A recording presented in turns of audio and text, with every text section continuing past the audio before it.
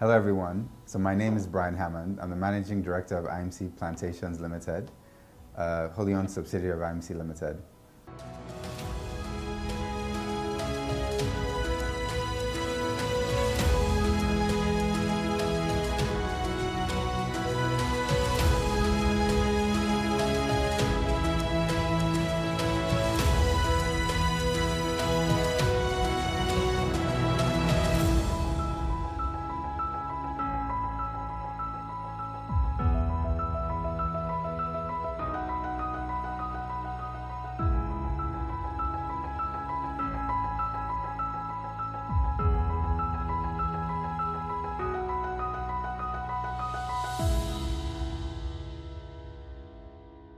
IMC Plantations Limited currently operates, was founded by then Bendel State Government under All Palm Company. We call it OPC in 1975. It was a 3,500 hectare estate.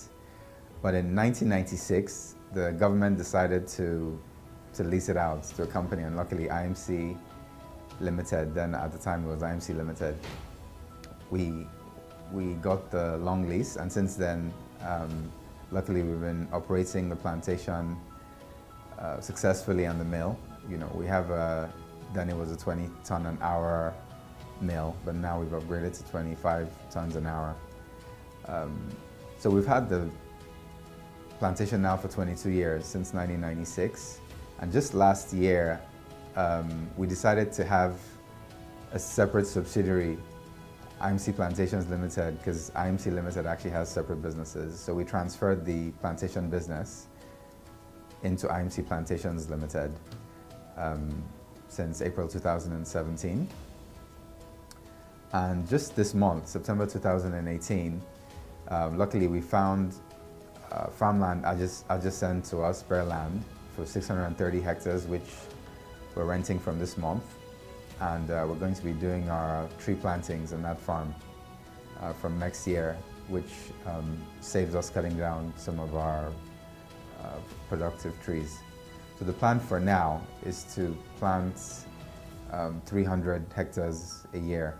That's the investment program we have.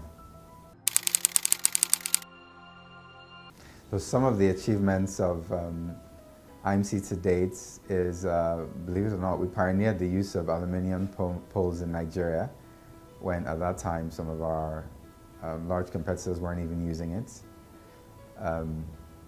We've increased the size of our mill from 20 tons an hour to 25 tons an hour. And in Nsukka village, where our estate is based, we're by far the largest employer. We employ something like 500 people at our peak. But going forward with the massive outgrow program we're planning on starting, even from next year, we'll have over 1,000 people in our staff, and in 5 years' time, something like 5,000 people employed by us directly. And the multiplier effect of that, which means that something like 50,000 people will be benefiting from IMC, because one of our main goals and reasons for existing, apart from providing high quality palm oil, is to increase the livelihoods of Nigerians in general, so that we can lift especially rural people out of poverty and villages out of poverty.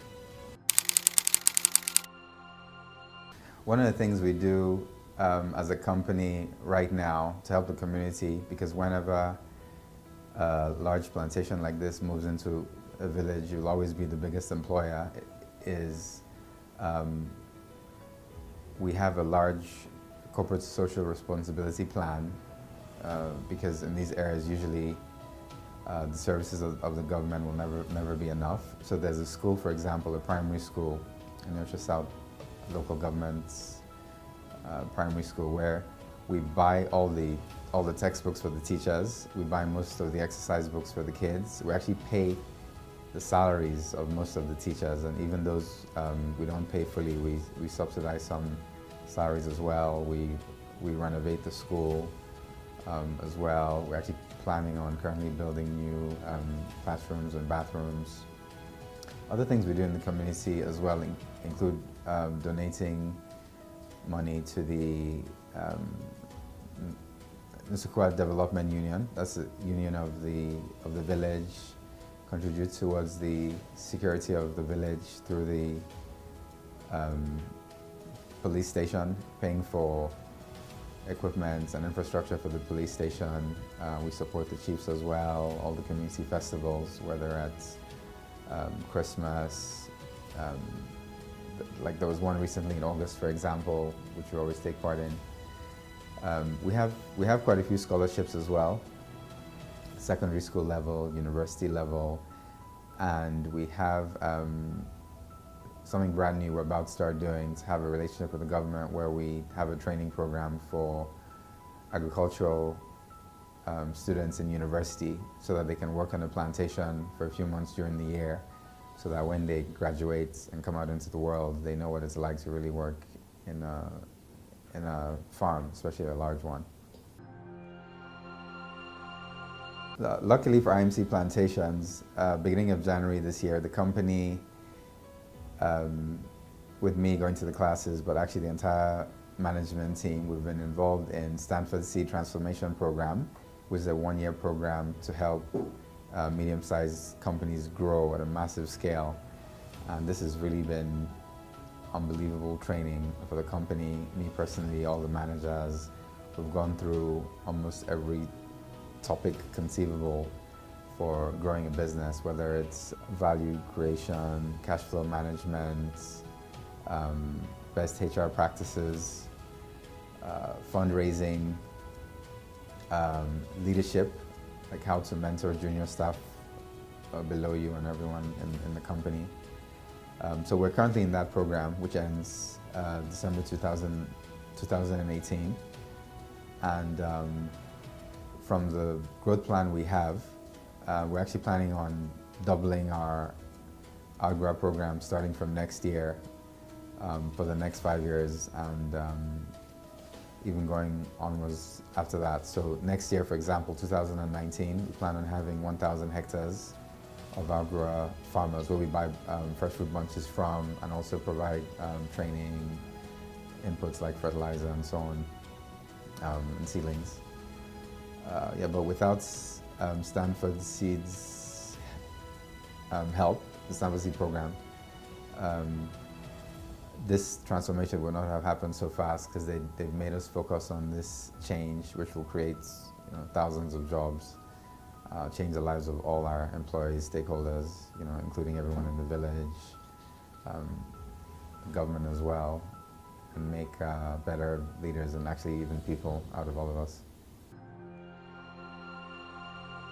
So some of the challenges currently of running a oil palm plantation in Nigeria are, firstly, shortage of workers in the local area, because we have to get a lot of workers actually from other states in Nigeria, not Delta states, some states in southern Nigeria like Cross River and Akwa Ibom, for example, River State.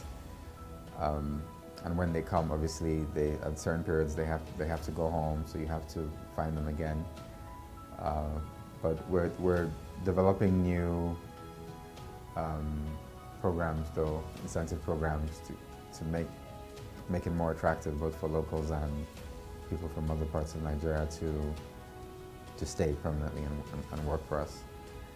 Some of the other problems are, like for most companies in Nigeria, getting foreign exchange, like dollars, for example, quickly enough at the official rate to buy whatever machinery and spare parts we need to buy, because mill equipment is currently not made in Nigeria, and also some of the implements we use for harvesting.